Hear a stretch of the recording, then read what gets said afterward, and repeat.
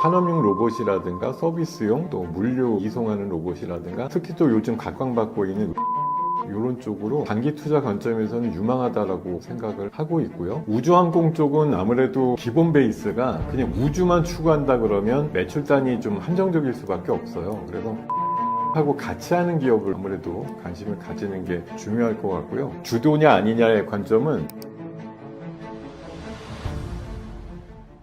지금 로봇과 우주항공이 주목받는 이유는 무엇인가요? 아무래도 인구 구조의 변환이라고 하는 것이 가장 큰 이유가 되겠죠. 전 세계가 이제 인구는 늘어나는 것도 있고, 우리나라는 또 인구가 소멸 걱정이다라고 얘기를 하는데, 또 초고령 사회가 되다 보니까 전체적인 노동력은 이제 해가 가면 줄어든다라는 거고, 이 노동력을 보완할 수 있는 방법이 무엇일까라는 건데, 열심히 이제 출산에 대한 것들 독려하는 것도 좋겠으나, 그게 사실 쉽지 않은 문제이기 때문에 인간의 노동력을 대신할 수 있는 어떤 디바이스들이 필요하다는 차원에서 로봇이 라는 개념이 등장을 한 거고, 또 우리나라가 현재 또 수십 년 동안 보면 그 생산형 로봇 같은 경우는 뭐 전 세계에서 인구당 쓰는 밀도가 제일 높은 나라로 수십 년 동안 평가를 받고 있거든요. 이미 우리나라는 그 로봇을 많이 쓰는 나라예요. 그런 와중에 인구가 좀 빠지고 이러니까 훨씬 더 로봇에 대한 개념들이 좀 늘어난 게 이제 국내 사정으로만 보면 그렇고, 뭐 사실 전 세계 가장 부자이면서 뭐 최고의 아이디어 뱅크라고 볼 수가 있겠는데, 앨런 머스크의 어떤 존재감이라고 저는 생각을 합니다. 앨런 머스크가 꿈꾸는 미래가 결국 로봇의 사회더라고요. 뭐 잘 아시겠지만 작년에 그 로보택시 선보일 때도 거기 뒤에 그 명판은 아임 로봇이라고 돼 있었거든요. 그러니까 바퀴 달린 로봇이라는 개념이에요. 로보택시의 개념도. 그리고 또 하나 이제 우주항공도 마찬가지입니다. 앨런 머스크가 보유하고 있는 그 스페이스 X가 이번에 빠르면 상반기 중에 IPO를 이제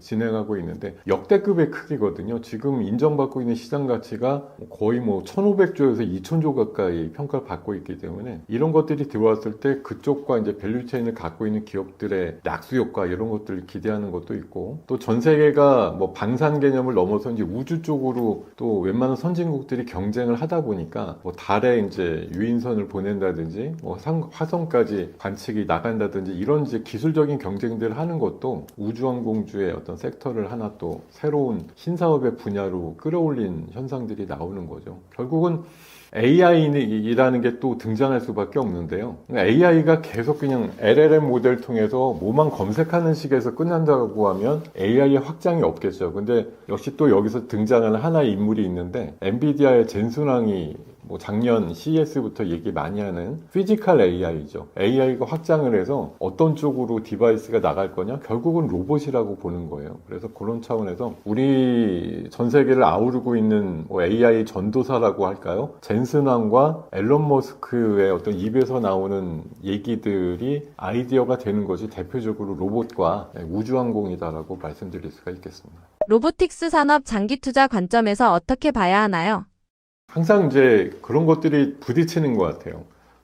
우리나라에 상장되는 로봇들 범주로 보면 크게 보면 3, 40개 정도 종목이 거론할 수가 있겠는데, 사실 몇몇들을 보면 아직까지 뭐 흔히 말해서 구멍가게 수준 정도에 불과하거든요. 원래는 이제 뭐 대형 그런 중공업 계열들의 기업들이 있습니다만, 그런 기업들은 로봇주라고 굳이 이제 분류를 안 하고 작은 중소형주 중심으로 하다 보니까, 또 이게 이제 로봇이 휴머노이드 이런 쪽으로 가다 보니까 약간 좀 경량화된 그런 뭐 부품이라든가 이런 것들 만드는 기업들 중심으로 로봇주라고 얘기를 많이 하다 보니까 조금 우리나라 로봇주가 약간 가벼운 그런 인식을 받기도 하고, 가벼운 데다가 또 중소형주인데다가 매출도 없네요. 이러다 보니까 어닝 시즌 때마다 또 약간 부정적인 평가를 받기도 하고 그런 것 같은데, 방금 전 질문에서도 있었듯이 로봇은 사실 해가 가면 갈수록 아마 쓰임새가 더 다양해지고 누적해서 나오는 어떤 뭐 설치 대수라든가 이용 환경이라든가 이런 것들이 더 개선될 수밖에 없다고 생각이 들고요. 그리고 우리나라가 더 심하고 일본 같은 데도 심하지만 초고령의 사회가 올 것이고, 또 선진국 중심으로 그런 노동력 상실의 부분들을 보완할 수 있으려면 로봇이 절대적으로 좀 역할을 해야 된다고 봅니다. 그래서 뭐 제가 봐선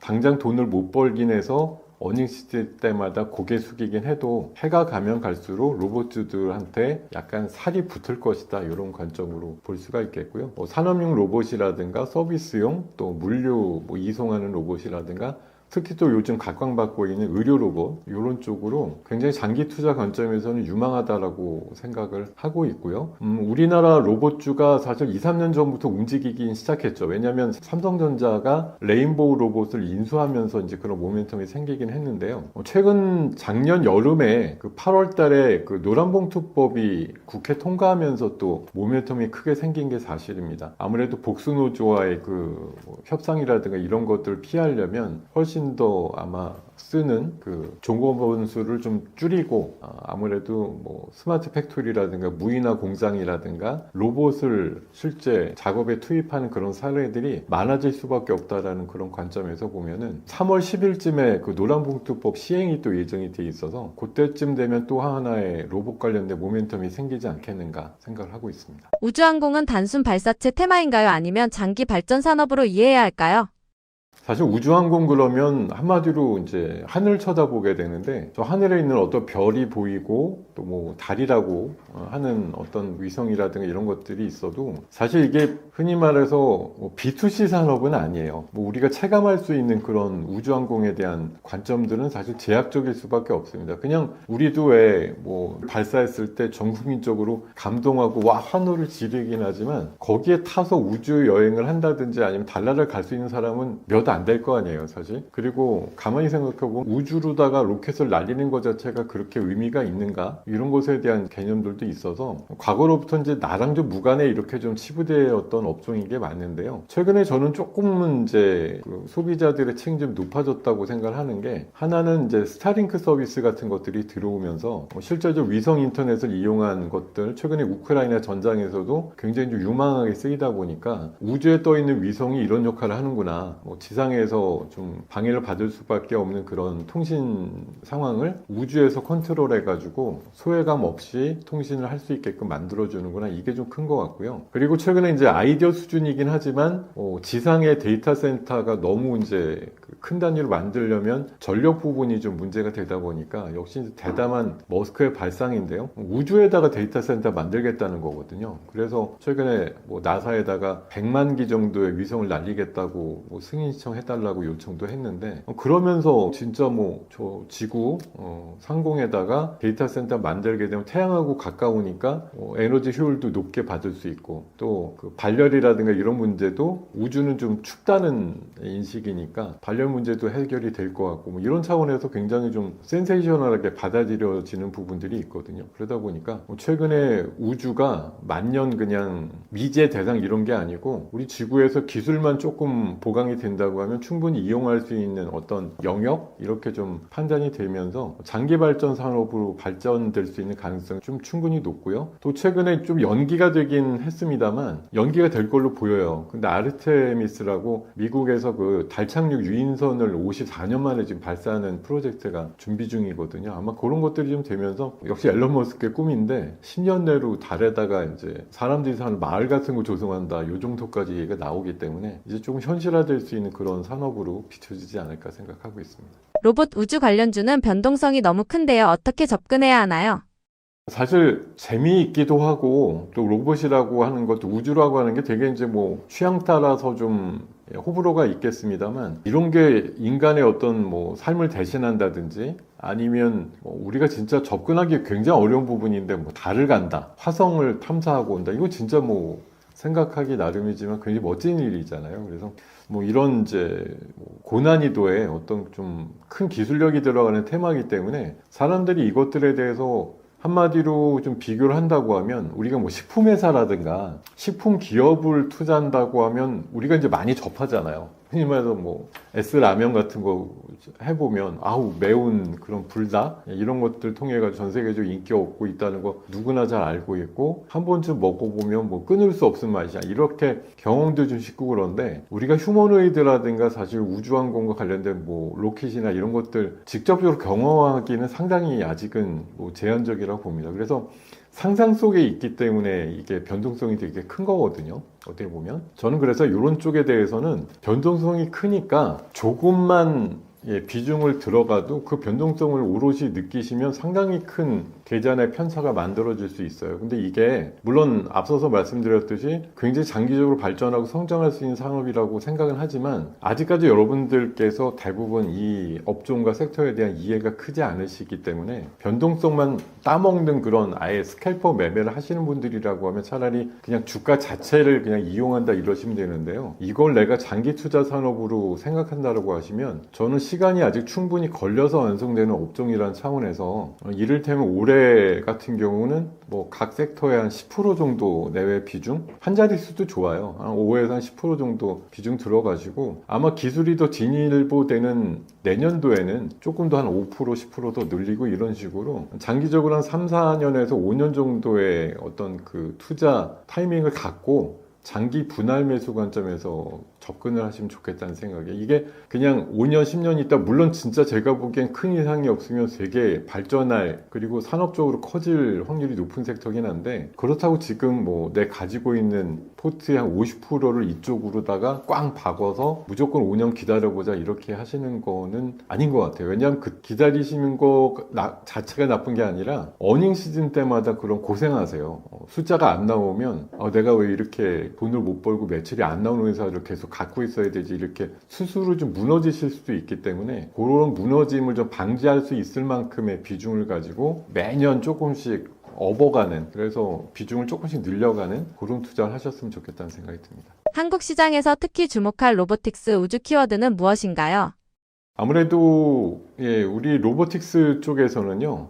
지금 뭐 그런 그 택배라든가 물류회사 같은 경우는 자율 배송 로봇이라든가 물류 자동화 로봇 관련된 쪽에서 아마 좋은 흐름이 좀 나올 것 같거든요. 뭐 흔히 말해 영어 약자로 AMR이라고 하는데 자율 이송 로봇 이런 쪽과 관련된 종목들에 좀 주목하시면 좋겠고요. 그리고 또 하나 아무래도 로봇 쪽이 나중에 서비스 로봇 지금 뭐 식당 같은 데 가면 그릇 배달해주는 로봇 있지만 그건 사실 되게 아주 단편적인 서비스고 지금 인류한테 제일 필요한 거라고 하면 최근에 그런 얘기 많이 하더라고요. AI의 확장과 함께 이제 수술 로봇 같은 게 굉장히 좀 주목을 받고 있어요.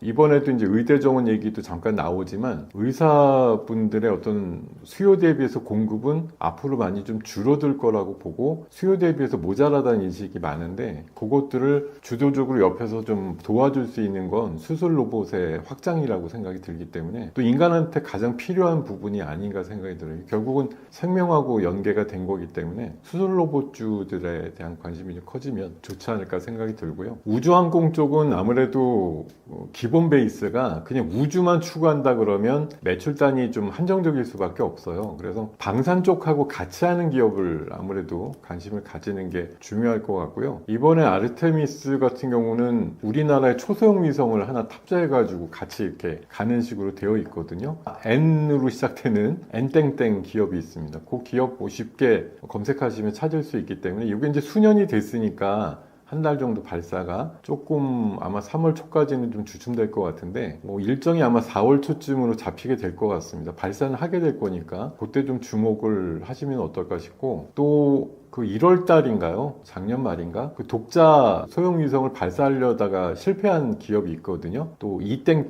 이땡땡이라는 기업이 있는데 그런 기업들도 원래 상반기 또는 올해 안에 다시 한번 발사를 계획하고 있다고 하니까 결국 발사체 중심의 어떤 주도적인 역할을 하는 기업들 이런 것들이 좀 중요할 것 같고요. 그리고 아무래도 항공우주라든가 뭐 하나그룹 위주가 아무래도 우주항공 쪽에 가장 좀 핵심이 되는 기업군이라고 보기 때문에 하나그룹 쪽의 밸류체인 기업들 이런 것들 중심으로 관심을 가지시는 게 중요하지 않을까 생각이 듭니다. 로봇이나 우주항공 분야 외에 주목해야 할 섹터가 있을까요? 네, 뭐 우리 지금 주도하는 섹터들의 면면을 보면은 계속 이제 그 주도냐 아니냐의 관점은 앞에 K라는 말을 붙여서 어색할까 아닐까가 중요한 것 같아요. 그러니까 K라는 말을 붙여서 어색하지 않으면 그게 세계에서 인정받고 있는 우리나라의 주력 산업이자 섹터라고 생각하시면 될 것 같은데 얼마 전에 일본도 그 대미 투자 1호를 뭐 에너지라든가 히토류 쪽에서 이제 협상을 해서 찾은 걸로 알고 있는데 결국은 지금은 팬데믹 이후에 무너졌던 있었던 제조업을 재건하는 과정이거든요. 그러니까 우리나라가 이번에 작년도에 이어서 올해까지 주목을 크게 받는 건 어느 다른 나라, 특히 서방 진영 쪽에 있어서 어느 나라보다도 제조업 환경이 그대로 유지되고 있기 때문에 이번에 이게 한마디로 대박을 치고 있는 상황이라고 보면 될 것 같고요. 특히 미국 같은 경우 수십 년에 걸쳐서 제조업 환경이 완전히 이제 붕괴됐다 보니까 이런 것들을 일으키는 과정에서 마가라는 말이 등장을 했고요. 거기에 이제 우리나라 입장에서 세계에서 최고의 기술력과 레퍼런스를 갖고 있는 그런 산업들이 미국의 제조업을 재건하기 위해서 도움이 되는 역할을 해줄 수밖에 없다고 보는데, 그게 결국 에너지 쪽의 원전이라든가 LNG고 또 조선이라든가 뭐 광물 이런 쪽에 사업 참여 가능성이 높지 않은가 생각이 듭니다. 특히 미국은 아마 조선 원전 이렇게 따져보면 저는 원전이 더 중요한 것 같아요. 행정명령을 통해서 뭐 수십 기의 원전을 짓겠다, SMR도 빨리 짓는 쪽으로 지금 행정명령을 통해서 닥달을 하고 있는 과정이고, AI는 해야 되겠고 데이터 센터는 지어야 되는데 전기는 없는 게 미국 시점이다 보니까 전기를 빨리 만들 수 있는 에너지원의 보충을 위해서 원전, 근데 이제 원전은 한 가지 단점이 너무 오래 짓는 기간이 걸리다 보니까 그것들 좀 보완할 수 있는 건 일부 태양광이라든가 또 LNG 발전 이런 것들이 좀 될 수 있다고 생각이 들고요. 또 특히 이제 마스가로 대표되는 뭐 우리나라의 조선 기술력을 미국에다 이식시켜주는 그런 것 쪽에서도 여전히 투자 아이디어는 있다고 생각이 들고, 역시 전기는 만든다. 근데 미국은 땅이 엄청나게 넓잖아요. 그러다 보니까 송배전 쪽에서 전력 인프라 관련된 섹터도 여전히 3, 4년째 일감을 쌓고 있는 대표적인 섹터로 보시고, 뭐 올해 하반기까지 장이 짱짱하게 올라갈 때 물론 삼성자 하이닉스가 중심이 되겠으나 그 주변에서 사이드로 갈 수 있는 부분은 로봇 항공 외에도 원전을 비롯한 에너지 섹터, 그리고 조선, 그리고 전력 인프라 이런 것들이 좀 중심이 될 것이고요. 계속 장이 좋으니까 이번에 상법 개정 통과 통해 가지고 자사주 많은 금융 지주 회사들 이런 것들도 하나의 축이 될 수 있다고 생각하고 있습니다. 코스닥 3천 숫자만 보면 과장된 이야기 아닌가 싶은데 어떻게 생각하시나요? 한 번도 근처까지 가지 않은 지수라고 하면 뭐 황당하다는 말이 뭐 과하지는 않은데, 1999년도에서 2000년도 넘어가는 상황에서 코스닥이 예전에 배호황을 보이면서 2900대까지 갔던 경험이 있기 때문에 아마 이번 정부의 코스닥 3000이라는 어떤 정책 목표는 그때 수준을 살짝이라도 넘어보자, 이런 아마 광대한 목표 상황에서 아마 나온 것이 아닌가 생각이 들고, 뭐 단기 목표로는 이루기 어렵죠. 지금의 코스닥 기업들 가지고 뭐 2, 3년 내로 실적을 엄청나게 늘려가지고 한 100조 이상 나오는 그런 영업이익의 합산을 통해서 코스닥의 시가총액을 크게 좀 올려보자 이렇게 생각을 하더라도 쉽지 않은 일이에요. 다만 예전에 올해 이제 99년도에 역시 벤처기업 활성화라든가 이런 정책적인 것과 또 밀레니엄 시대의 어떤 오픈이라고 하는 차원의 어떤 시대 상황이 맞아 돌아가면서 1년만 해도 그렇게 올라갈 수 있었던 전례가 있었기 때문에 제가 봐선 한번 처음에 시작해서 하는 게 어렵지, 옛날에 갔던 사례가 있으면 뭐 좀 모방 비슷하게 나올 수 있는 그림은 충분히 가능하다라고 생각이 들거든요. 그리고 최근에 20 몇 년 전과는 또 다른 개인 투자가의 어떤 자금의 어떤 풍부함이라든가 또 성장 산업에 대한 상장이 확대된다고 하면 저는 뭐 3천을 딱 찍는다라는 것도 가능할 수도 있다라고 저는 생각하고 있습니다만, 그쪽으로 아주 빠른 속도로 속도감 있게 정책적인 어떤 배려라든가 아니면 지수의 랠리가 크게 나올 수 있다라는 관점은 여전히 유지해도 되겠다라는 생각을 합니다. 코스닥 랠리를 지탱하는 핵심 동력은 무엇인가요?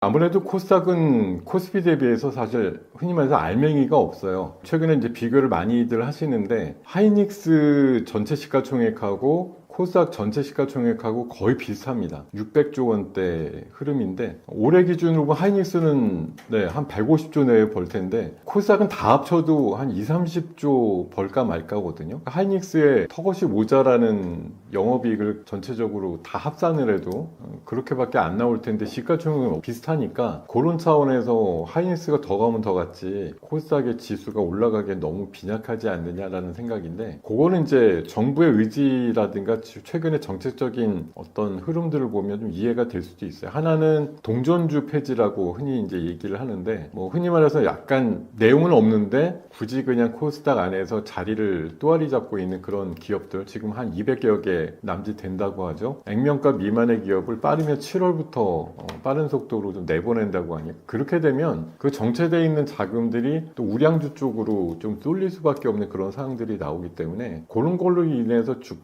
지수가 좀 붐업되는 그런 효과도 나올 거고요. 또 하나는 이번에 정부의 의지를 표현하는 말이 코스닥 업그레이드거든요. 그건 이제 모자란 기업들의 빠른 퇴출도 하나 있지만, 우량한 기업들로 굉장히 선순환을 빨리 일으킨다는 얘기예요. 그래서 지금 뭐 IPO를 준비하거나 아직 생각이 없는 기업들도 노크를 해가지고 코스닥에 와서 역할을 좀 해야 이렇게 독려할 가능성이 높다고 생각이 들고, 그래서 굉장히 조단위급이, 흔히 말해서 대여급이라고 얘기하는 그런 우량한 기업들, 돈도 벌면서 덩치도 제법 크고 이런 기업들이 많이 코스닥에 유입되면서 코스닥 150 지수를 형성하는 기업들의 어떤 면면이 근본적으로 좀 체질이 변화되는 거, 이렇게 될 필요가 있고, 그러니까 정책적으로 이런 어떤 의지가 확인이 되다 보니까 올해 들어서 그 5% 이상 오를 때 발동하는 사이드카라고 하는 비상 사이렌이 최근에 2번이나 발동이 됐거든요. 그러니까 코스닥 시장 작년에 보면 코스피보다 반밖에 안 올랐어, 이런 거였는데, 어쨌든 정책적인 어떤 펌프라든가 이런 것들이 좀 기대가 되니까 시장이 안 오를 것 같아도 5%씩 올라가는 것들 최근에 2번이나 보여줬거든요. 그러니까 할 수 있다. 폭발적인 자금 유입과 정책적인 유인 효과가 합산이 되면 충분히 시너지 효과가 나올 수 있다고 생각이 들고, 아무래도 코스닥 150의 지금 구성을 보면 바이오 쪽이 한 40%쯤 되기 때문에, 바이오 쪽에 대해서는 사실 그거는 어떻게 보면 그렇습니다. 바이오는 여전히 이게 뭐 누가 노력한다 그래서 숫자가 갑자기 커지는 건 아니거든요. 근데 다만 바이오에 대한 환상을 갖게끔 만드는 건 정책적으로 충분히 가능하다, 이런 차원에서 보면 뭐 어떻게 보면 투자가 입장에서는 알면서도 속는다 이럴 수가 있는데, 지금보다 더 높은 가치의 꿈을 꾸게 만들어주는 걸 억지로 뭐 싫다고 하지 말자, 이런 차원에서 접근하다 보면 저는 충분히 코스닥이 릴레이팅 되는 그런 상황들은 만들어질 수 있을 거라고 생각하고 있습니다. 코스닥 3천을 가로막을 수 있는 리스크는 무엇인가요?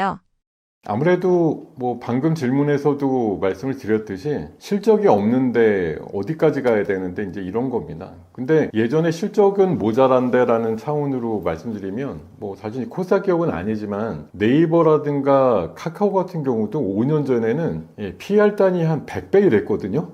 그랬을 때도 삼성전자급으로 올라간다, 이런 시장의 전망과 또 수급이 들어와서 주가를 올리는 그런 면들이 나오곤 했어요. 그래서 실적이 없는 성장주가 올라가는 게 뭐 한켠으로 보면 결국은 저러다 이제 큰일 난다라고 볼 수 있고, 그런 이제 버블이 터지는 경우가 있지만, 결국 이번에 코스닥을 코스닥답게 만든다고 하는 의지를 가지고 올리게 봤을 때, 어떻게 보면 뭐 뒷일은 나중에 생각하는 거고, 일단 코스닥이 제자리를 잡고 또 우량한 기업들 위주의 럭셔리 시장이 된다, 이런 차원으로 정책적인 접근이 일어나게 되면 상당히 올라갈 수 있는 요인이 있다고 생각이 드는 거고요. 다만 이제 우리 정책적인 의지만으로 해결되지 않는 리스크는 아무래도 글로벌 경기 침체, 최근에 사실 우리도 반도체 빼면 뭐 이번 4분기 실적이 어려운 기업들도 굉장히 많이 나왔거든요. 그래서 기업들의 실적이 동반되지 않는 글로벌 경기 침체라든가 또 인플레가 자극되면서 경기 금리가 오히려 올라가야 되는 그런 국면들이 빨리 오게 되면 아마 코스닥 3000이라고 지수가 가는데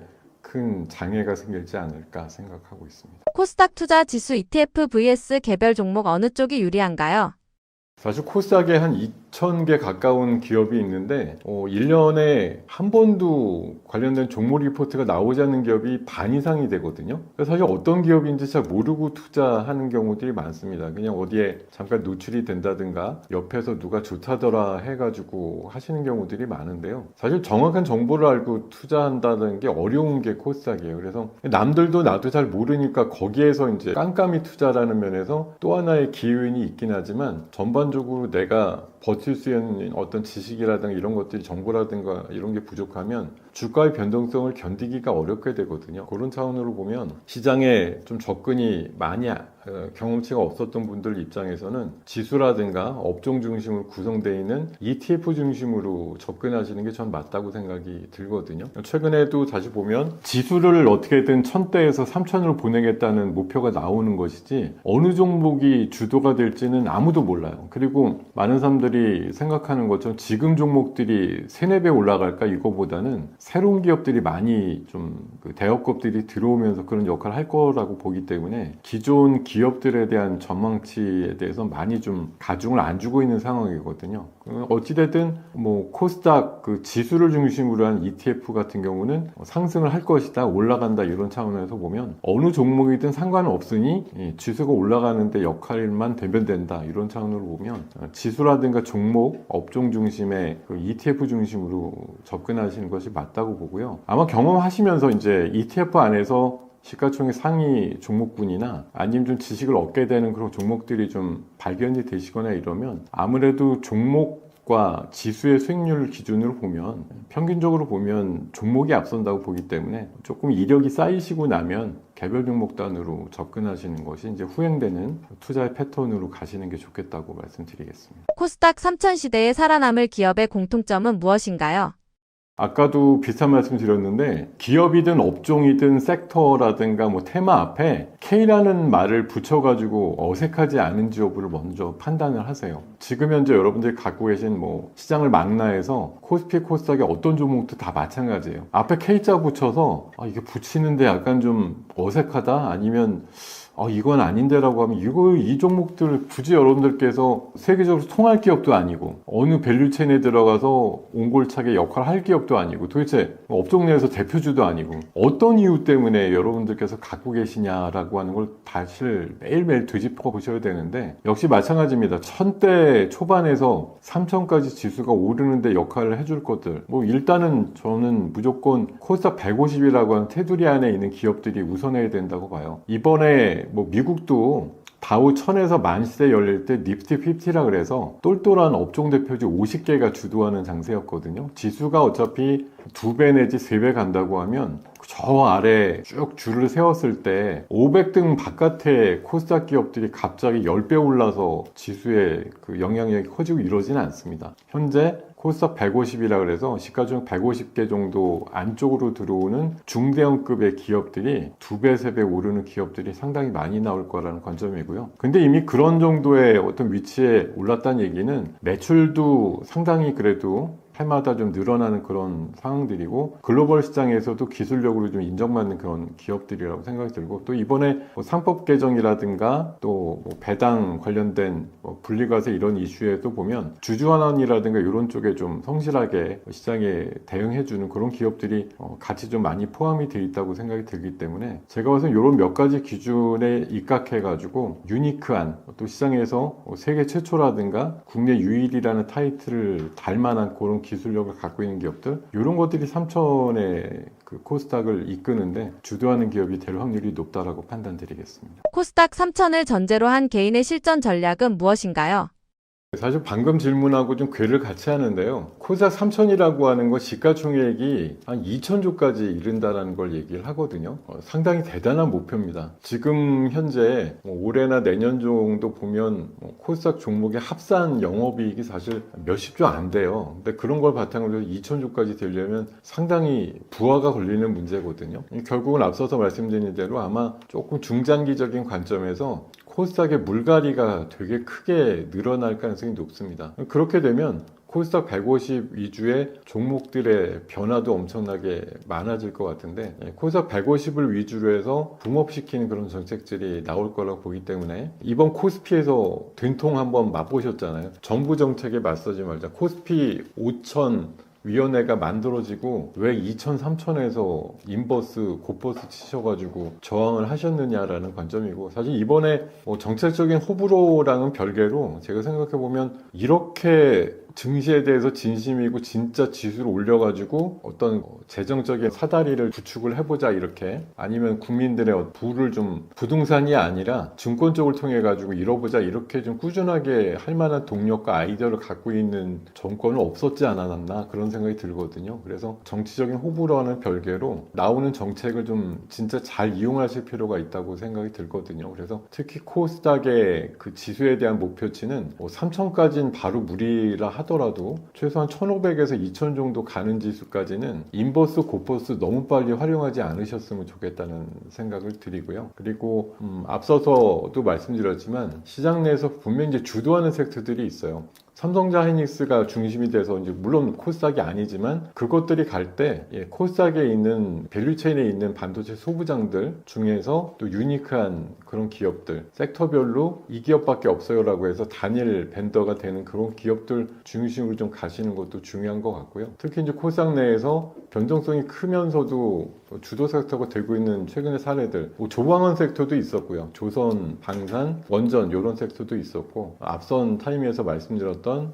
원전이라든가 로봇이라든가 우주항공 섹터, 그리고 신재생 에너지 섹터도 중요합니다. 이게 우주항공이 제대로 되려면 태양광, 태양전지 섹터도 굉장히 주목받을 수 있는 섹터라고 판단드리기 때문에 중요하지 않을까 생각이 들고, 아마 3월달 되면 본격적인 IPO 기업들의 또 도전들이 이어질 거라서 신규 종목들 들어오면 아마 꽤나 인정을 받을 거예요. 그리고 최근에 신규 종목들은 목표가, 그러니까 공모가 밴드 상단에서 결정이 되고, 저는 약간 이제 경제적인 여유나 시간적 여유가 있으시면 IPO 들어오는 것들은 거의 놓치시지 말고 받으시면 좋겠다.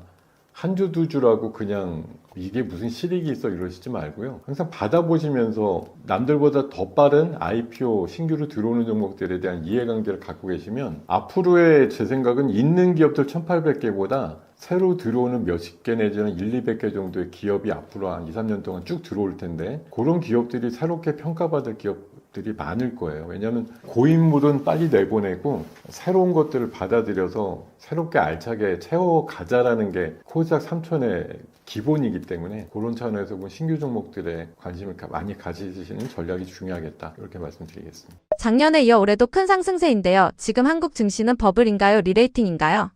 작년에 우리 시장이 4월달 바닥부터 해서 한 75% 올랐고요. 올해만 하더라도 1월달에 1000포인트 이상 오르고 하다 보니까 단계 굉장히 많이 올랐죠. 이런 역사적인 그 상승세를 보여줬던 적이 거의 없었는데, 세계에서도 넘버원 수준으로 세게 오른 한 1년 반 정도, 1년 정도 이제 궤적이 그렇게 나왔기 때문에 당연히 이제 버블이다, 또는 이제 너무 가파르게 올랐으니까 어디에서 이제 멈출지 모른다라는 그런 생각들 많이 하시는 것 같아요. 그래서 지금 5천을 넘으면서 5천까지 온 것도 기적적이다 이렇게 보시는 케이스도 있고, 6천은 당연하고, 상반기 또는 그 연말 정도에는 한 7천대 후반까지 보는 시각까지도 나오고 있어서, 제가 보기에는 이게 그냥 근거 없이 괜히 그 코스피가 2천대에서 5천대까지 올라오지는 않았다고 생각하고, 또 정부의 어떤 정책적인 의지 하나에다가 반도체 업종 중심의 이제 그 순이익 늘어나는 전망치 자체가 너무 엄청나게 나오다 보니까 그런 것들이 좀 복합이 되면서 크게 올랐다라고 보시면 되겠고요. 저는 이제 수십 년 동안 우리 증시가 계속 짓눌려왔던, 흔히 말해서 코리아 디스카운트가 작년도를 기점으로 해서 코리아 프리미엄으로 바뀌는 대전환의 시대를 맞았다고 생각을 합니다. 그래서 저는 최근까지도 사실 3천에서 4천, 5천 그 부근까지 오를 때는 자신 있게 말씀드렸었는데, 막상 이제 5천 넘고 5천대 후반까지 지수가 올라오니까 정말 이런 각도로 계속 올라가면 어디까지 갖다 붙여야 되지, 이런 생각이 나오는데, 저 역시 좀 최근에 생각을 더 적극적으로 하기로 했습니다. 그래서 지수는 버블이라는 거를 감안해서 가긴 하지만 잠깐 쉬어가고 이런 흐름은 나오겠지만 새로운 단계로 접어드는 대전환의 초입이다, 이렇게 좀 생각이 들고, 지수의 어떤 끝이라고 할까요? 마무리는 아마 상당히 지금보다 더 높은 수준에서 될 것이다라는 판단을 드려보겠습니다. 오늘 기준으로 5,900을 돌파했는데요. 어떻게 보셨나요? 오늘 지수가 6천에 다가설 것처럼, 우리가 이제 설 연휴 이후에 지난 연휴 끝나고 나서 이틀 동안 코스피 기준으로 300포인트가 올랐거든요. 그리고 오늘 아침에도 100포인트 이상 상승을 하면서 출발해서 야, 이번 주 내로 6자 앞에 보이겠는데 뭐 이런 생각이 들긴 했습니다만 역시 이제 미국 쪽에서 이제 관세 이슈도 있었고요. 그리고 또 이란 쪽에 대한 공격 이슈가 낮에 좀 보도가 되면서 그것들로 인해서 유가라든가 또 이런 부분들이 좀 나오게 되면 인플레이션을 좀 자극시킬 수 있는 요인들 이런 것들이 좀 걱정이 되면서 겸사겸사 6천 정도 내외에서 차익 매물이 좀 나온 하루라고 보고요. 결국은 6천을 위로 돌파할 건데 한 걸음에 바짝 오를 거냐 아니면 잠깐 기대 및 또 뭐 약간 뭐 리스크하다 이런 것들을 좀 안고서 2, 3일 뜸을 들이다 올라갈 거냐 그런 차원에서 보면 오늘 마치 올라갈 것 같았지만 여기에서 한 템포 좀 숨고르기 하는 그런 양상이었다고 보고 빠르면 이번 주 내로 앞에 6자를 볼 수 있는 가능성은 높다라고 판단하고 있습니다. 지금 시장에서 가장 중요한 체크 포인트는 무엇인가요? 아무래도 지금 시장이라는 게 3년 전부터 AI라는 키워드를 가지고 올라갔기 때문에 미국도 우리도 공통분모로 나오는 키워드는 AI입니다. 그러니까 AI가 지속적으로 투자 경쟁을 벌일 것이냐 아니면 최근에 일부 업종의 어떤 산업적인 구조라든가 또 일자리 문제를 좀 터치하는 부분들이 있었거든요. 그걸 AI의 파괴적인 공포라고 얘기하는데 그런 부분이 더 불거져가지고 사람들이 AI에 대해서 뭐 방어를 한다든가 아니면 이걸 이렇게까지 빨리 발전시키면 우리 일자리가 없어지는데 이렇게 걱정이 좀 커지는 상황이 되면 AI가 아무래도 큰 좀 장벽을 만날 것 같은데 그런 부분들이 얼마나 좀 지연되느냐 부분이 제일 중요한 것 같아요. 왜냐하면 1년 전보다 흔히 말해서 레거시 D램 가격이 뭐 많게는 한 7배 올랐다고 얘기를 하거든요. 그러다 보니까 삼성전자 하이닉스의 작년도 25년도 실적도 매우 좋았지만 올해 예상치가 작년에 보통 4배에서 5배까지 예상이 나오거든요.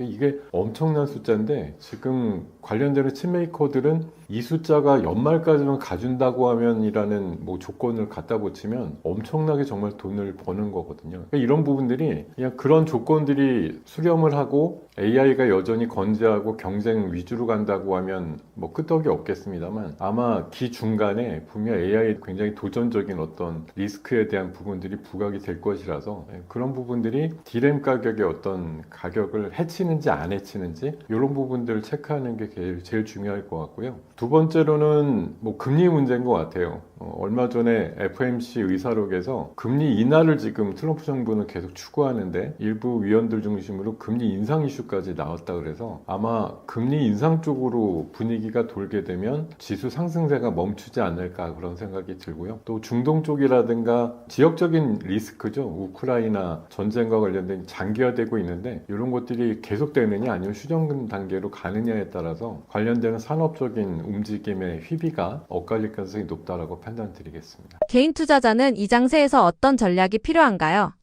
사실 그 코스피에 대해서는 어떻게 보면 대부분 이제 따라서 추종하시는 분들이 많긴 했지만 사실 기사라든가 뉴스에 부각되는 것들은 개인들이 코스피의 상승세를 제대로 누리지 못했다라는 판단들을 하시는 것 같더라고요. 저 역시도 개인들이 이번에 2,000대에서 5,000까지 올라가는 코스피의 상승을 많이 누리셨느냐라고 보면 결코 좀 그렇지 않은 것 같아요. 초반에 2,000에서 3,000 넘어갈 때부터 코스피의 인버스, 그러니까 빠지는 쪽으로 배팅을 하는 ETF들을 많이 사셔가지고 손해봤다는 얘기 최근에 많이 들리기도 했었고요. 그러다 보니까 이제 코스닥이 좀 덜 올랐는데 코스닥을 위주로 해서 3,000까지 올린다는 정책적인 어떤 의지를 보이다 보니까 또 코스닥 쪽으로는 굉장히 빠른 개인들의 수매수가 들어오는 거 양쪽으로 봤을 때 어느 쪽은 너무 빠르게 대응해가지고 좀 문제였고 지금은 이제 올라갈 거라고 하는 어떤 느긋한 생각들을 갖고 계신 거 이런 것들도 어떻게 보면 어쨌든 지수는 굉장히 단계에 많이 올랐거든요. 그래서 지금 제가 봐선 지수 게임보다는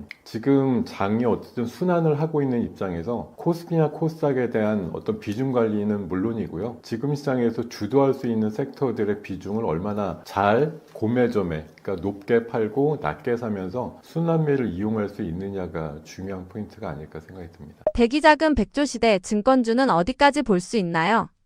증권주는 지금 크게 보면 두 가지 뭐 호재를 만났다고 볼 수 있어요. 방금 말씀 주신 대로 대기자금이 100조 시대입니다. 사실 예전에 한 3, 4년 정도 지수가 한 2, 3천 정도에 머무를 때는 뭐 흔히 말해서 대기자금이라고 해야 한 3, 40조? 뭐 요 정도 수준이었는데 이게 어느덧 100조를 넘나드는 수준까지 올라오고 있거든요. 이건 정말 주식시장이 조금만 삐끗하면 그냥 들어와서 그 빈자리를 채우겠다고 마음먹으신 자금의 성격이라고 생각이 듭니다. 그래서 지수가 이런 이제 그 후방 대기자금이 풍부하다고 하면 크게 밀리지도 않는다는 거죠. 그래서 최근에 보면 일간 거래대금이 50조에서 60조 원 수준까지 나오고 있어서 역시 과거 대비해서는 3배 정도 가까이 늘어나는 모습인데 아무리 저렴한 수수료라고 하더라도 증권주 입장에서는 역시 거래대금에 따른 수수료 수입이 크게 나올 것으로 보이고 현재 또 신용공여 잔고가 뭐 최대치에 이를 정도 30조 원이 넘는다 수준인데 예대 마진이 상당하거든요. 그걸 통해서 최근에 증권주들의 그 손익 자체가 너무 좋아졌습니다. 일부 대형 증권사 같은 경우는 웬만한 중견 은행급의 손익을 보일 정도로 많이 버는 증권주가 생겼다는 것 자체가 하나의 특징인데 지금 장세가 꺾일 것 같아도 제 생각엔 당분간 유지된다고 보기 때문에 증권주들의 손익이 좀 좋아지는 추세는 뭐 이번 하반기까지도 이어진다라는 관점에서 볼 수가 있겠고요. 또 하나는 이제 최근 이제 상법 개정이라든가 이런 것들 임박하고 있는데 역시 이제 자사주가 많은 증권주들 중심으로 해서 최근에 대신증권 같은 경우가 또 선제적으로 자사주 소각이라든가 주주환원 정책을 세게 발표를 했는데 아마 이게 같은 업종 내에서 눈치 보고 있는 상황이지만 너도 나도 따라할 수밖에 없는 그런 분위기가 이어질 것 같아서요. 증권주 전반이 주주환원의 어떤 대표적인 섹터로 부각될 수 있다는 거 이게 좀 강점이라고 생각이 들어서 증권주는 실적과 모멘텀의 어떤 두 가지 호재를 갖고 있는 측면이다라고 보면 증권주의 상승세는 뭐 시장하고 사실 궤를 같이 한다고 보겠는데요. 시장이 결정적으로 꺾이지 않으면 그 흐름과 추세는 이어진다라고 볼 수가 있겠습니다. 지금 장세에서 가장 경계해야 할 변수나 리스크는 무엇인가요? 아무래도 속도의 문제겠죠. 작년 4월 달 이후에 2200대 지수에서 5900대까지 무려 3700포인트네요. 이제 생각해 보니까 정말 많이 올랐죠.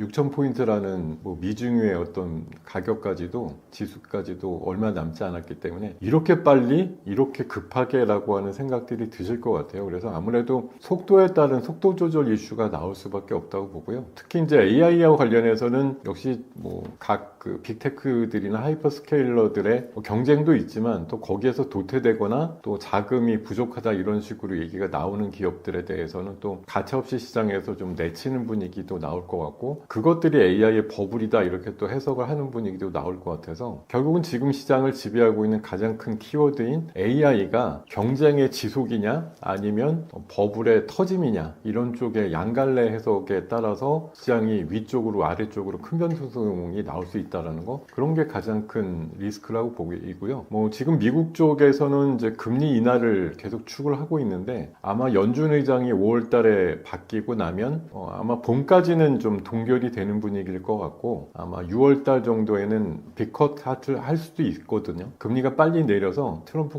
대통령이 원하는 한 1%급의 인하가 나오면 그때가 오히려 어떻게 보면 더 이상 금리가 인하될 확률이 없다라고 느껴질 때가 가장 위험한 타이밍이 아닐까 그렇게 생각을 하고 있습니다. 트럼프의 관세 정책에 대한 미 대법원의 판결에 대한 의견은 어떻게 보시나요? 그 공교롭게 이번 주말 앞두고 미국의 금요일 밤에서 이제 그런 이슈가 보도가 되었는데 뭐 사실 미국장 자체도 그 이슈를 그냥 장중에 소화하면서 무난하게 강세로 마감이 됐고요. 뭐 트럼프 대통령이 이미 몇 달 전부터 공언을 한 대로 대법원의 판결이 무효로 나와더라도 플랜 B를 통해 가지고 관세 정책을 이어간다라고 얘기를 했고 실제 뭐 발표가 나자마자 판결이 나자마자 그런 식으로 또 맞대응하는 플랜 B의 어떤 관세 정책을 발표를 했기 때문에 각국의 또 반응도 그래요. 일부 뭐 다국적 기업이나 미국 내에 있는 기업들은 일부 소송을 준비하는 것 같긴 하지만 어쨌든 지금 현재로는 트럼프가 이제 막 나가는 건 조금 제어가 될 것이다 이렇게 보는 시각에서 사실 명분은 대법원에서 세우긴 했지만 실질적으로 관세 정책과 관련해서 바뀌는 것도 없고 전 세계가 바라보는 어떤 대응책에 대해서도 별다른 게 없더라고요. 우리나라도 그냥 3월 9일까지 한도로 해서 대미 투자 특별법에 대한 뭐 통과 이런 의지를 다시 한번 다졌다고 보기 때문에 판결은 어떻게 보면 미국 입장에서는 알터니가 빠졌다라는 그런 관점입니다. 그러니까 불확실성이 제거됐다 이런 관점에서 트럼프 대통령이 중심이 돼서 관세를 부과하는 주체가 된 건 잘못됐다는 것 자체지만 관세 부과 자체를 무효한 건 아니거든요. 그래서 일단은 뭐 크게 바뀐 건 없다는 시각이고 우리 정부가 미국에 투자하기로 한 어떤 금액을 베이스로 해서 여러 가지 가망한 그런 섹터들을 고르는 문제는 아마 3월 9일 정도 지나면 몇 가지 지금 미국에서 우리 쪽 특히 이제 한국을 바라보면서 원하는 그런 섹터들이 있거든요. 특히 이제 원전이라든가 LNG 투자라든가 뭐 히토류 쪽이라든가 전력 인프라 관련된 저는 크게 한 4가지 그런 섹터들을 미국에서 가장 원하고 있다고 생각하고 있는데 그런 쪽에 대한 관심도가 더 커지지 않을까 이렇게 생각하고 있습니다. 2026년 한국 증시 큰 그림으로 보면 어떤 장인가요? 사실 뭐 25년도부터 이미 정말 큰 상승세가 나와서 와 이렇게까지? 라고 했는데 사실 우리가 수십 년 동안 정말 흔히 말해서 뭐 동남아 증시보다도 평가를 못 받았다라는 그런 어떤 좀 디스카운트의 영역에서 이제 깨치고 올라가는 영역으로 바뀌었다라고 생각합니다. 드디어 우리가 이제 좋은 업종들 세계적으로 인정받는 그런 섹터에 대해서는 앞에 K라는 말을 붙이잖아요. 정말 K 스탁, 뭐 K 증시라고 해도 될 정도로 최근의 상승세가 놀라운데 이게 비단 뭐 일부의 그냥 뭐 정책적인 어떤 의지로만 올라가는 건 아니고요. 우리나라를 대표하는 간판 기업인 삼성전자 하이닉스가 정말 너무나 세계적으로 놀라울 정도로 돈을 잘 버는 기업으로 변모가 되면서 나오는 현상이거든요. 그러니까 이것 자체의 어떤 팩트를 그대로 받아들이면 좋겠고요. 만약 뭐 AI가 버블이 터지지 않아서 올해 말까지만 가고 내년까지도 예상하는 순이익 정도의 상황이 나온다고 하면 저는 지금 누구도 잘 공식적으로 얘기를 안 하시는데 코스피 만 시대도 저는 가능하다고 생각해요. 그리고 코스닥 3000 지금 보면 대단히 어렵다고 생각하실 텐데 밀레니엄 시대가 열린다고 했던 1999년도에 너무 옛날이라 기억 못 하실 수도 있는데 그때 코스닥 지수가 무려 2920포인트까지 올랐었거든요. 지금이 1000포인트 내외 뭐 1000포인트 조금 넘어서 이제 언제 3000 가냐 그러는데 99년도에도 1년 만에 1000포인트 안 됐다가 2900까지 올랐던 예가 있습니다. 지금 정부의 의지는 코스닥으로 코스닥답게 만든다는 거거든요. 99년도의 스피릿을 다시 한번 재현하겠다는 의지라고 보기 때문에 아마 우리가 상상할 수 없는 그런 장이 나올 수도 있다라고 판단드리고 갖고 계신 뭐 주도 업종이 만약 지금 시류라든가 주도 섹터의 범위라고 하면 쉽게 놓치시지 말고 조금 갈 때까지 가보자라는 그런 좀 배짱을 부리시는 게 어떨까 말씀을 드려보겠습니다. 지금 반도체 업황 어디까지 회복된 상태인가요?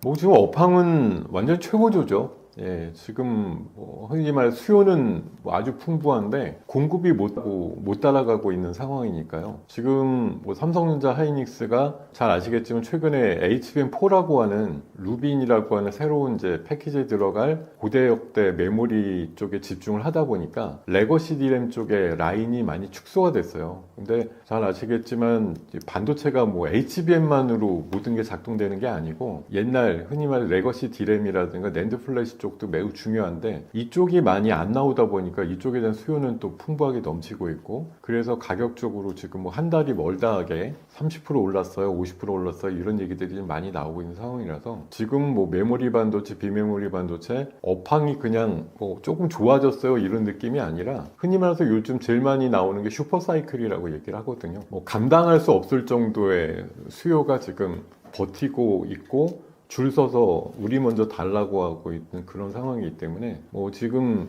0부터 100까지의 어떤 업황의 사이클의 정점을 갖고 말한다고 하면 저는 지금 한 85에서 90 정도까지 부지기를 후끈 달아 올랐다 이렇게 판단드립니다. 그리고 최근에 삼성전자 하이닉스 중심으로 영업이익에 대한 전망치 나오는 거 보면 사실은 뭐 생산하는 양 자체는 거의 똑같겠죠. 뭐 캐파가 매일매일 달라지는 건 아닐 테니까 이제 수율이 조금 좋아지면 더 많이 나올 텐데 최근에 2월 데이터 보면 반도체 수출 금액이 전년 동기 대비해서 140% 정도 늘어나는 걸 볼 수 있거든요. 그건 뭐냐면 그만큼 객단가가 올라간다는 얘기예요. 그건 또 기다려서 우리 먼저 달라고 하는 사람들이 더 비싸게라도 사주겠다는 그런 수요층이 풍부하게 지금 대기 수요하고 있다는 말이기 때문에 뭐 반도체 업황 자체는 지금 정말 이보다 더 좋을 수는 없다, 이런 판단을 드려도 좋을 만큼 아주 무르익은 사이클이다, 이렇게 말씀드리겠습니다. AI 시대 한국 반도체의 구조적 경쟁력은 어떤가요?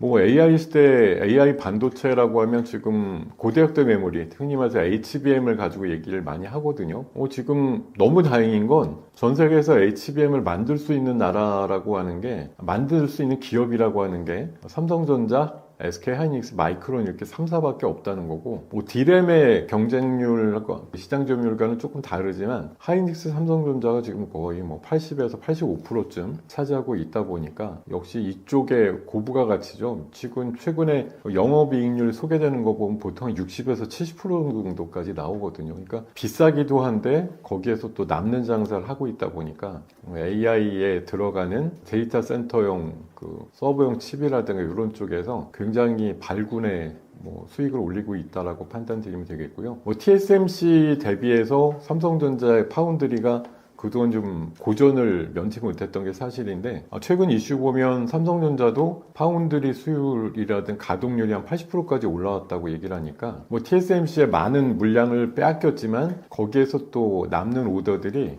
삼성 쪽으로 향하고 있음을 볼 수가 있습니다. 최근에 테슬라 쪽도 장기 계약을 해서 좋은 어떤 레퍼런스를 가진 것도 특징이라고 보고요. 결국은 메모리, 비메모리 가릴 것 없이 AI 쪽에 있어서 우리나라 반도체 기업들의 위상은 최상위급이다라고 말씀드릴 수가 있겠고, 이게 지금 엔비디아가 어쨌든 주 수요층이다 보니까요. 어디가 갑이냐 을이냐 이거에 따라서는 결국은 우리가 엔비디아 요구대로 해주는 것 같지만, 엔비디아도 사실 그런 가속 패키지라든가 이런 걸 팔매 있어서 우리나라가 그만큼 물량을 대주지 못하면 이 좋은 시기에 많은 물량을 내세울 수가 없는 거니까, 마치 네덜란드 기업인가요? 그 EUV 쪽에 그 전설적인 장비를 만드는 ASML 같은 그런 느낌으로 최근에 삼성전자 하이닉스가 좀 추앙받고 있고, 내년도 같은 경우는 지금 정도의 흐름대로라고 하면 TSMC를 넘어서 엔비디아보다도 순이익이 많아질 수 있는 그런 상황들이 나올 수도 있다, 이렇게 판단하고 있습니다. 지금 반도체 주가 너무 비싼 것 아닌가요?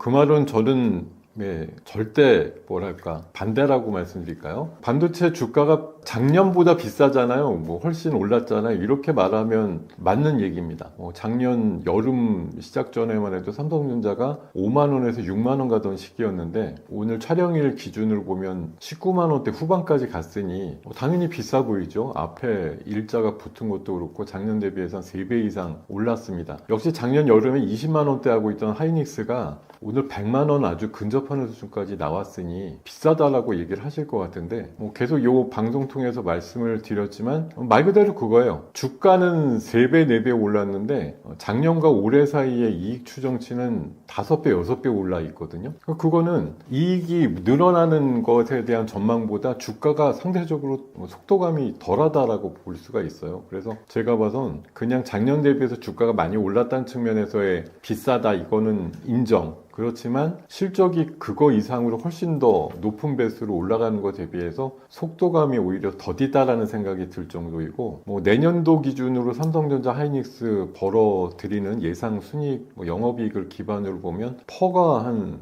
3점대 후반에서 4배 반 정도 수준이거든요. 어떤 웬만한 반도체 소부장 기업뿐만 아니라 우리나라에 잘 번다라고 하는 기업들도 PER 단위로 계산해보면 5배 이하는 거의 없다고 봐요. 그래서 지금 특히 삼성전자 하이닉스 중심으로 보면 여전히 비싸지 않은 기업이다라고 좀 판단을 드리겠습니다. 반도체 투자에서 지금 가장 중요한 포인트는 무엇인가요?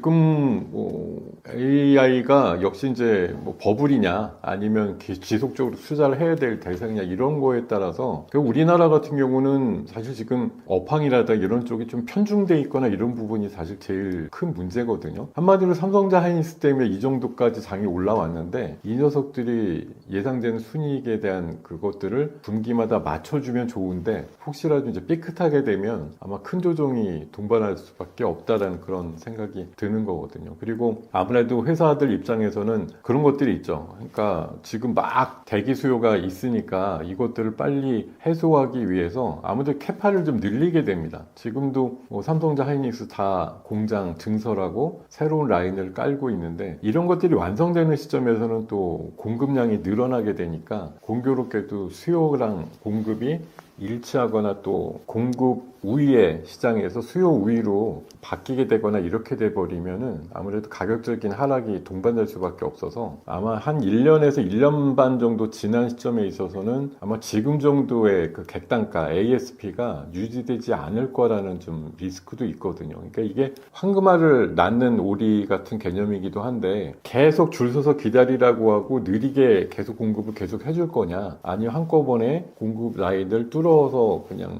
해소할 수 있을 정도로 왕창 라인을 벌려가지고 한꺼번에 공급해 줄 거냐라는 관점인데 항상 후자의 관점에서 결국은 결론이 나는데 그러고 나면 반도체 사이클이 좀 꺾이거나 그런 경우들이 있기 때문에 아마 지금은 뭐 만사형통이라고 얘기 들어도 좋은데요. 올 하반기 빠르면 하반기고 내년도 상반기 정도에 반도체 업황에 대한 사이클이 정점을 지났다는 얘기가 나올 가능성이 높고요. 그리고 아무래도 작년도에서 올해로 넘어오는 상황에서는 5배, 6배 정도의 영업이익의 점프가 있기 때문에 기가 막힌 상승이 나와도 괜찮은데 내년도가 올해보다 더 늘어나긴 하겠으나 늘어나는 이런 그 비율 자체는 많이 줄어들 거예요.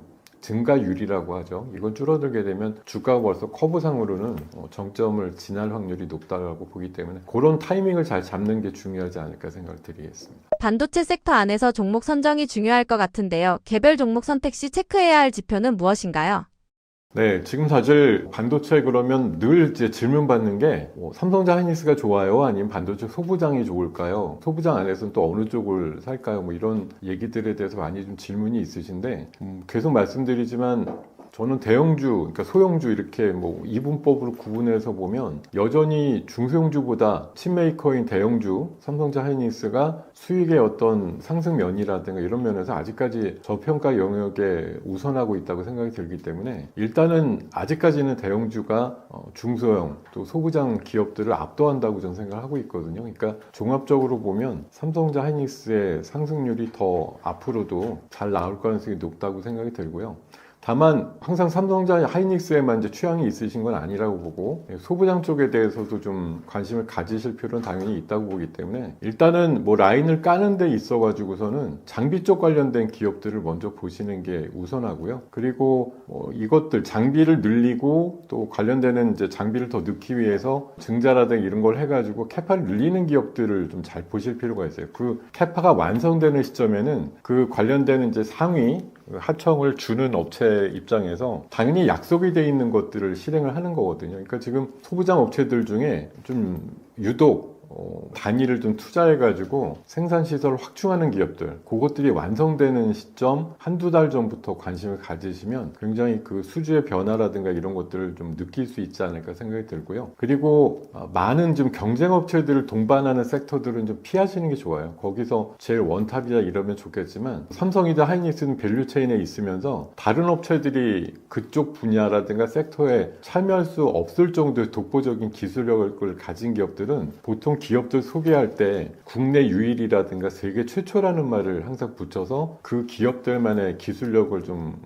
이렇게 홍보하거나 보여주는 면들을 많이 얘기를 하거든요. 그런 기업들이 아무래도 삼성전자 하이닉스도 물론 지금이야 이제 수익이 잘 나니까 하청업체들한테 이제 빡빡하게 안 굴 수가 있는데요. 나중에 이제 업황이 조금 미진하게 꺾이거나 이렇게 되면 항상 또 벤더들 회사들을 이렇게 목재거든요. 너네들 좀 관련돼서 납품하는 가격을 좀 타이트하게 가져가야겠다. 이럴 때 그래도 좀 덜 압박을 받는 게 나 아니면 안 되는 회사들이 같은 경우는 그렇게 압박을 안 받아요. 근데 경쟁이 심한 섹터는 너 아니면 다른 애가 있다라고 해서 명분을 삼아서 압박을 하는 경우가 있으니까요. 각종 섹터에 있어서는 좀 유일한 벤더로서 작용을 하는 그런 기업들을 좀 중심으로 보시는 게 좋지 않을까 생각이 듭니다. 이번 반도체 랠리 상황에서 삼성전자와 SK 하이닉스의 가격 목표는 어떻게 보시나요?